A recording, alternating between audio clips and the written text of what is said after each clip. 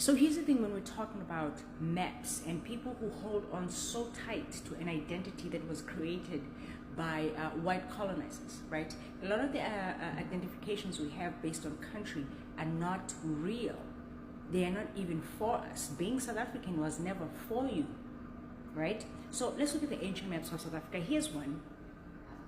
And you're gonna have to forgive me, I couldn't find ones that I could, stare into. Hold on, what can we see here? Can we zoom?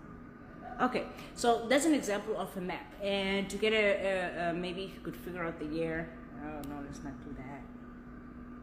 You can see by there in the right hand corner with those coat of arms there with the blue saying Ethiopia. Remember, Africa used to be called Ethiopia because Ethiopia means burnt face, black face, or land of the black. So the entire continent used to be called Africa, and then it's Ethiopia. Then at some point it wasn't the whole entire continent, it was just the upper parts of the continent. Eventually it just became Ethiopia, the small Ethiopia that it is today. So here's an example of one map of South Africa. So as white people are drawing these maps, your ancestors, your Bantu ancestors, are not paying attention and are not aware of these borders that are happening.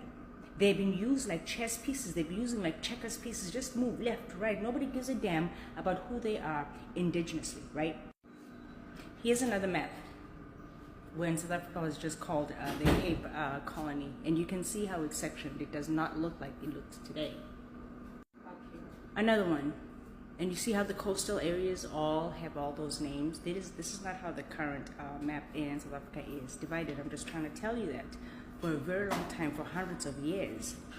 And when you are reading history, you need to know what you are talking about. And you cannot be proudly anything from a country that wasn't even named by your ancestors, right? Because other people named it. So you can't be here talking about my blood bleeds South Africa. How can it bleed South Africa when South Africa was multiple countries for hundreds of years? What we have today is what's recent, but prior to that, South Africa was completely different geographically. And don't even ask me what year this is, because I don't even know when South Africa was called Mono Motapa. I don't even know these names. Mono Mbulese. I don't know what this is. But this is another rendition of South Africa. And no matter how many renditions of these maps they are making in the hundreds of years that they're doing this, your ancestors are living and minding their own business, unaware that these are happening. Another one. See that one? Again, not even sectioned like how South Africa is sectioned today. And finally, to kind of like what it looks like today, called Union of South Africa. And this one is more closer to apartheid South Africa. And you can kind of look how it is sectioned. Look at where everything is sectioned. Tell me what Xhosana is and why there's a Cape State. Who lives in the Cape State? Right?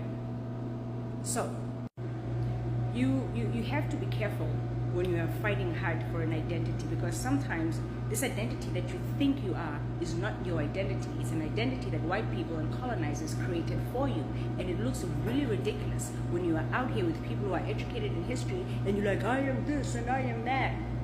Okay? As you can see, your ancestors, yours, and the many times how South Africa was shaped, were up and down in all those different areas, not really abiding to one solitary country. And so by the time South Africa is created, you have lost a lot of family members and a lot of cousins, your family members, that were on the other side of the border, got blocked out and were told they could never be South African. So that's why I keep saying that. You have to be careful in what you think a country is. And I know South Africans want to change the name from South Africa to another palatable name that is more Bantu, that is more indigenous South African. And I'm here to tell you it's never going to happen. It's never going to happen, because Bantus did not section Southern Africa like that. White people section like that, and they will decide the next name that will be South Africa. This is a reality check to help you understand that you don't own nothing in South Africa, that you make no control of nothing, but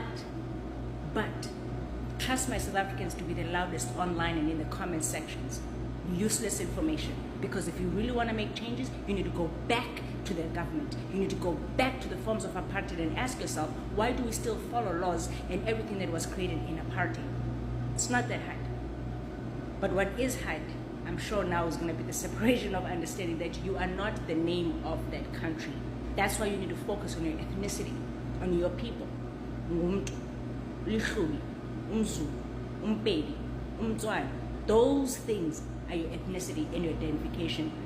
South Africa, that's just an English name. I'm so sorry.